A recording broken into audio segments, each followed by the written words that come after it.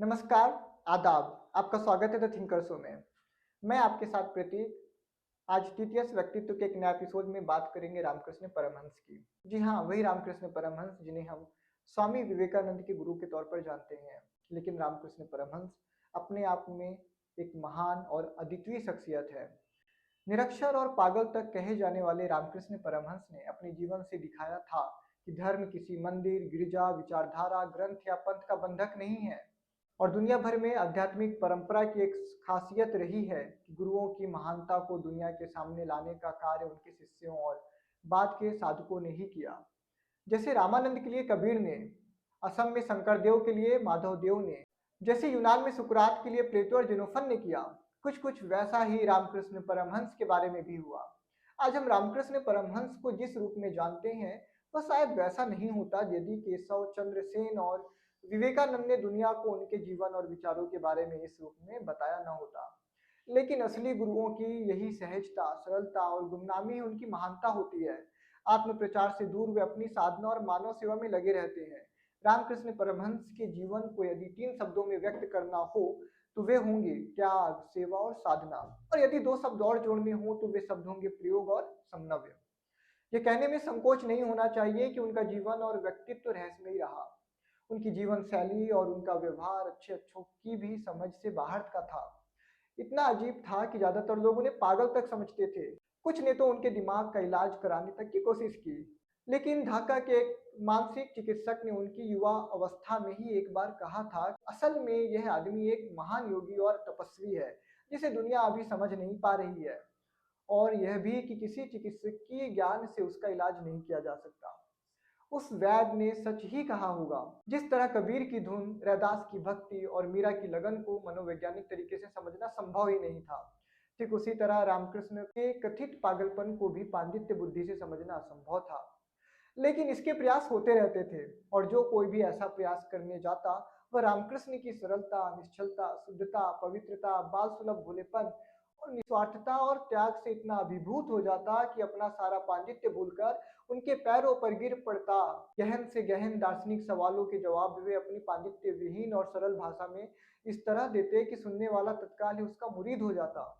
इसलिए दुनिया भर के तमाम आधुनिक विद्या, विज्ञान और दर्शन शास्त्र पढ़े महान लोग भी जब दक्षिणेश्वर के इस निरक्षर परमहंस के पास आते तो अपनी सारी विद्वत्ता भूलकर उसे अपना गुरु मान लेते थे। रामकृष्ण बहुत छोटे ही थे जब उनके पिता का देहांत हो गया। जीविकोपार्जन के पुरोहिती के अलावा कोई और चारा न था। सो बालपन में ही किसी मंदिर में इसी काम में लगा दिए गए। लेकिन कथित धर्म विषयक बातों को लेकर पुरोहितों का आपसी मतभेद और टकराव उन्हें अच्छा नहीं लगता था। पुराणों की कपोल कथाएं भी उन्हें प्रभावित नहीं करती थी। उन्हें लगने लगा था कि यदि धर्म और ईश्वर जैसी कोई चीज है तो उसे मनुष्य की अनुभूति पर भी खरा उतरना चाहिए। उन्हें लगा कि ईश्वर यदि है तो उसे वे अपनी आंखों से देखकर रहेंगे। ईश्वर को देखने का यह विचार पहले तो एक जिद की शक्ल में आया, लेकिन वह बाद में एक भक्तिपूर्ण खोज में बदल गया। वे ईश्वर को ढूंढने लगे और उसके लिए इतने तड़पने लगे। उसकी खोज में मंदिर की पुरोहिती छोड़कर पास के एक निर्जन जंगल में जाकर रहने लगे। ईश्वर दर्शन की बेचैनी और अधीरता बढ़ने लगी थी और उनका व्यवहार असामान्य होने लगा था।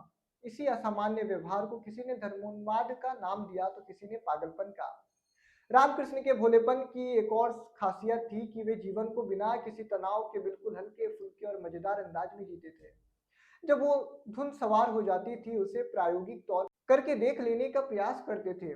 ऐसी बालसुलभ जिज्ञासा थी जैसे कोई बच्चा आग की चमक से आकर्षित होकर उसे छूने से भी परहेज न करे। बचपन से उन्होंने एक कहावत सुनी थी, लोहार कहते हैं कि ब्राह्मणों को स्वादिष्ट खाना पकाना नहीं आता। प्रायोगिक तौर पर इसका परीक्षण करने के लिए उन्होंने एक लोहार पर के घर जाकर खाना मांग कर खाया। बाद में रामकृष्ण ने हंसते हुए बताया कि दाल तो अच्छी थी लेकिन उसमें लोहार की धौकने की गंध थी। धर्म और ईश्वर संबंधी अपनी जिज्ञासाओं को लेकर भी रामकृष्ण पर यही प्रायोगिकता सवार थी। उनके मन में आया कि यदि इस संसार को चलाने वाली सत्ता एक ही है तो फिर ये वैदिक, इस्लाम और ईसाइयत जैसे अलग अलग रास्ते क्यों बने हैं। और यदि ये सभी मार्ग सच्चे हैं तो ईश्वर दर्शन के लिए इनमें जो में से जो रास्ता सबसे आसान है वही क्यों न लिया जाए। निश्चलता और भोलापन तो उनमें था ही। ऐसे लोगों में जब जिस समय जिस चीज के लिए श्रद्धा उत्पन्न होती है तो वह भी उतनी ही शुद्ध होती है। इसलिए वे अपनी आध्यात्मिक खोज यात्रा में जब जिसके सानिध्य में आए, पूरी श्रद्धा और समर्पण भाव से उसको उसके बताए रास्ते पर चल दिए। इसी क्रम में गोविंद राय नाम के एक सूफी साधक ने उन्हें इस्लाम की ओर प्रेरित किया। वे अन्य मुसलमान साधुओं के संपर्क में भी आए। अल्लाह का नाम उनकी जुबान पर ऐसा चढ़ा कि उन्होंने इस्लाम को आत्मसात कर लिया। वे बाकी सब कुछ भूल गए। उनका बोलचाल, वेशभूषा और रहन सहन पूरी तरह मुसलमानों का सा हो गया। पांचों वक्त की नमाज और बाकी समय अल्लाह की रटन। इस तरह उन्हें ईश्वर के प्रति एकत्व बोध की आनंदमय अनुभूति हुई। इसी तरह मलिक नाम के अपने एक भक्त के घर बाइबिल का पाठ सुनकर रामकृष्ण को ईसा मसीह के व्यक्तित्व ने आकर्षित किया। ईसा के त्याग और प्रेम के संदेश ने उन्हें भी बहुत अधिक प्रभावित किया। इसके बाद वे संभवतः कुछ ईसाइयों के संपर्क में भी आए और उनका रवैया बिल्कुल ईसा मसीह की तरह का होने लगा। ईसा के संदेशों को उन्होंने अपने जीवन में इस हद तक आत्मसात कर लिया था कि रोमिया रोला ने उन्हें ईसा मसीह के छोटे भाई की संज्ञा दी। एक बार तो उन्हें जन्म से ब्राह्मण होने के अपने अहंकार को नष्ट करने के लिए भी प्रयोग किया। वे तत्कालीन समाज में कथित अछूत माने जाने वाले एक परिवार में पहुंचे और उनके घर दासों की तरह सारा काम करने की आज्ञा मांगने लगे। उस परिवार ने भारी पाप लगने के डर से उन्हें ऐसा करने नहीं दिया। लेकिन जब उस परिवार के लोग रात को सो जाते तो रामकृष्ण उनके घर में घुस जाते और अपने बड़े बड़े बालों से ही सारा घर झाड़ बुहार डालते। इसी तरह रामकृष्ण को वेदांत के माध्यम से यह समझ में आया कि सारे जीव आत्म तत्व हैं और आत्मा के बीच लिंग का कोई भेद नहीं।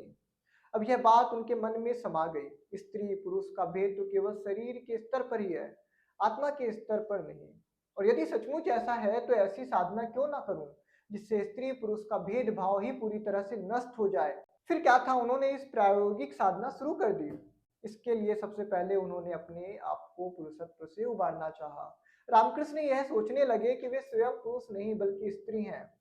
वे महिलाओं के जैसे ही कपड़े पहनने लगे, उन्हीं की तरह बोलने लगे, पुरुषों की तरह का सारा काम छोड़ दिया और महिलाओं के बीच ही जाकर रहने लगे। एक समय ऐसा भी आया जब वे स्त्री पुरुष का भेद पूरी तरह से भूल गए। लेकिन यह भी एक विचित्र बात थी कि ईश्वर की कल्पना और बाद में उसकी अनुभूति रामकृष्ण ने महिला के रूप में ही की। उनके मुंह में जगदम्बा और माँ जैसे संबोधन ही निकलते थे। अपनी पत्नी शारदामणि को भी वे माँ ही कहा करते थे। जब दोनों का विवाह हुआ था तो रामकृष्ण 22 साल के थे और शारदामणि 5 साल की, यानी रामकृष्ण से 17 वर्ष की छोटी। शारदामणि को अपने विवाह के बारे में कुछ भी याद न था। हाँ, इतना जरूर याद था कि विवाह जब हुआ था तब खजूर के फल पकते हैं, क्योंकि विवाह के 10 दिनों के भीतर ही वे खजूर के पेड़ों से पके फल चुनने जाया करती थी। यहाँ पाठकों को भ्रमित नहीं होना चाहिए कि वह आजकल की तरह का विवाह था। वह उस समय की प्रचलित बाल विवाह प्रथा के हिसाब से एक संस्कार मात्र था और स्वयं रामकृष्ण जैसे भोले के लिए तो वह एक खेल के जैसा ही था। और इसमें उन्होंने बच्चों की तरह ही भरपूर दिलचस्पी भी ली थी। वर्षों बाद जब शारदामणि उनके साथ रहने आई तो उनका पति आध्यात्मिक साधना की गहराइयों और ऊंचाइयों को छू रहा था। उसे अपनी पत्नी में भी जगदम्बा के ही दर्शन होते थे। रामकृष्ण शारदामणि को भी माँ कहकर ही संबोधित करते थे। शारदामणि को उनका यह व्यवहार एकदम अटपटा लगा।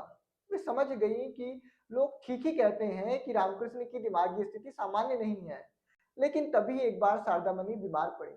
रामकृष्ण ने जिस तरह से उनकी सेवा शुश्रूषा करके उन्हें स्वस्थ किया, उससे शारदामणि को विश्वास हो चला कि रामकृष्ण एक विलक्षण प्रकार के व्यक्ति हैं जिन्हें समझने के लिए स्वयं उनको आध्यात्मिक साधना में उतरना पड़ेगा। फिर उन्होंने पति को ही अपना गुरु मान लिया और वे भी उसी साधना में उतर गए। इस तरह रामकृष्ण का सारा जीवन अध्यात्म और साधना के प्रयोगों में बीता और इसी प्रक्रिया में उन्हें उस सत्य का साक्षात्कार भी हो गया जिसे वे ढूंढते फिर रहे थे। इस बात को वे उतना ही सरलता और आत्मविश्वास के साथ बताया भी करते थे। वे लगातार कई घंटों तक समाधि में लीन हो जाते थे। 24 घंटे में 20-20 घंटों तक वे उनसे मिलने वाले लोगों का दुख दर्द सुनते और उसका समाधान भी बताते। यही सेवा उनके जीवन का उद्देश्य बन गया था। संग्रह के नाम पर उनके पास कुछ भी न था। अपने शरीर तक से वितृष्णा हो चुकी थी। रामकृष्ण के सबसे प्रिय शिष्य विवेकानंद ने न्यूयॉर्क की एक सभा में अपने गुरु के बारे में एक ओजपूर्ण व्याख्यान दिया था, जो बाद में मेरे गुरुदेव के नाम से प्रकाशित भी हुआ। विवेकानंद ने इसमें कहा था, एक अत्यंत महत्वपूर्ण और आश्चर्यजनक सत्य जो मैंने अपने गुरुदेव से सीखा वह यह है कि संसार में जितने भी धर्म हैं वे कोई परस्पर विरोधी और वैर भावात्मक नहीं है। वे केवल एक ही चिरंतन शाश्वत धर्म के विभिन्न भिन्न भाव मात्र हैं। इसलिए हमें सभी धर्मों को मान देना चाहिए, जहाँ तक हो उनके तत्वों में अपना विश्वास रखना चाहिए। इसी सभा में विवेकानंद ने आगे कहा, रामकृष्ण का संदेश आधुनिक संसार को यही है, मतवादों, आचारों, पंथों तथा गिरजाघरों और मंदिरों की अपेक्षा ही मत करो। प्रत्येक मनुष्य के भीतर जो सार वस्तु अर्थात धर्म विद्यमान है, उसकी तुलना में ये सब कुछ तुच्छ है। पहले धन का उपार्जन करो, किसी में दोष मत ढूंढो, क्योंकि सभी मत सभी पंथ अच्छे हैं। अपने जीवन के द्वारा यह दिखा दो कि धर्म का अर्थ ना तो शब्द होता है, न नाम, न संप्रदाय, बल्कि इसका अर्थ होता है आध्यात्मिक अनुभूति। जब तुम दुनिया के सभी धर्मों में सामंजस्य देख पाओगे, तब तुम्हें प्रतीत होगा कि आपस में झगड़े की कोई आवश्यकता ही नहीं है, और तभी तुम समग्र मानव जाति की सेवा के लिए तैयार हो सकोगे। इस बात को स्पष्ट कर देने के लिए कि सब धर्मों में मूल तत्व एक ही है, मेरे गुरुदेव का अवतार हुआ था। वास्तव में रामकृष्ण की जीवन यात्रा और जीवन संदेशों का इससे सुंदर निचोड़ कुछ भी नहीं निकाला जा सकता, जैसे विवेकानंद ने निकाला है। आज तरह तरह की हिंसक संघर्षों में फंसी दुनिया को उबारने की ताकत शायद ऐसे ही विचारों में है, लेकिन यह केवल लिखने या बोलने के स्तर भर पर ही कारगर नहीं हो सकता। स्वयं रामकृष्ण ने एक बार कहा था, सांप्रदायिक भातृप्रेम के बारे में बातचीत बिल्कुल ना करो, बल्कि अपने शब्दों को सिद्ध करके दिखाओ। तो ऐसे थे हमारे रामकृष्ण परमहंस, जिन्होंने अपने विचारों और कर्मों के माध्यम से भारत की महान विरासत को परिलक्षित करने में अहम योगदान दिया। थैंक यू सो मच, आप हमारे इस एपिसोड में यहाँ तक बने रहें। आगे भी हम अपने टीटीएस व्यक्तित्व में ऐसी ही महान शख्सियतों से आपका परिचय करवाते रहेंगे। Thank you so much.